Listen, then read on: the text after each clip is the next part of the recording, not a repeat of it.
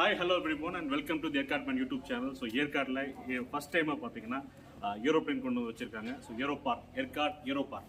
So இது எங்க இருக்கு அப்படின்னா Yercaud லேக்ல இருந்து பக்கோடா பாயிண்ட் போற வழியில ஒரு 2 கிலோமீட்டர்ஸ்ல மெயின் ஏரியால லொகேட் ஆயிருக்கு. ஸோ என்னோட லஞ்ச் டைம் இது. ஸோ 1 hour எங்க ஸ்பெண்ட் பண்ணலாம் அப்படின்னு சொல்லிட்டு பிளான் பண்ணும்போது ஏன் ஏரோபார்க் போகக்கூடாதுன்னு சொல்லிட்டு சின்ன ஒரு விசிட் வந்தேன். ஸோ உள்ள வந்த உடனே பயங்கரமா இருந்தது.